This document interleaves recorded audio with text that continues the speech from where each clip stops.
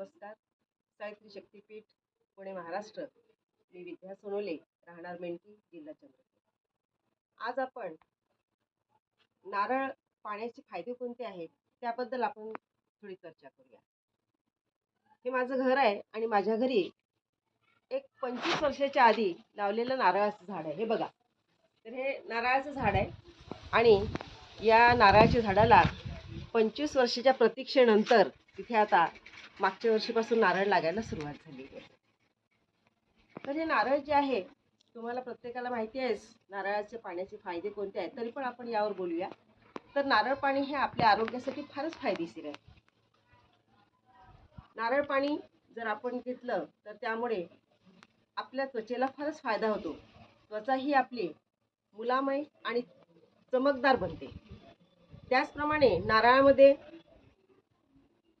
Calories कमी असतात आणि पोषण मूल्य जास्त असते आणि त्यामुळे नारळ पाणी जर आपण घेतलं तर त्या नारळ पाण्यामुळे आपल्याला पोषण मूल्य मिळते, परंतु शरीरामध्ये वजन वाढणार नाही. म्हणजे वजन नियंत्रित करण्यासाठीही आपल्याला या नारळ पाण्याचा उपयोग करता येतो. शरीरात जर रक्तदाब वाढलेला असेल तर तो नियंत्रित करण्यासाठी नारळ पाणी घ्यायचं, कारण नारळ पाण्यामध्ये पोटॅशियम हा घटक असल्यामुळे रक्तदाब हा नियंत्रित केला जातो. हृदयाच्या आरोग्यासाठीही नारळ पाणी हे फारच फायदेशीर आहे. नारळ पाणी जर आपण घेतलं तर त्यामुळे त्याच्यामध्ये पोटॅशियम असल्याकारणाने हृदयाचं आरोग्य सुधारण्यासाठीही याचा उपयोग हा केला जातो. आपली पचनक्रिया जर सुधारायची असेल तर त्याच्याकरता सुद्धा नारळ पाण्याचा वापर हा केला जातो, कारण त्यामध्ये हायड्रोजन हे घटक आहे आणि त्याच्यामुळे आपली पचनक्रिया ही सुधारली जाते. नारळाच्या पाण्याचा उपयोग आपल्या केसांसाठी पण फार छान आहे. नारळाचं पाणी जर आपण रोज घेत असाल तर आपले केस जे आहेत ते मुलामय आणि त्याचप्रमाणे मजबूत आणि चमकदार बनत असतात.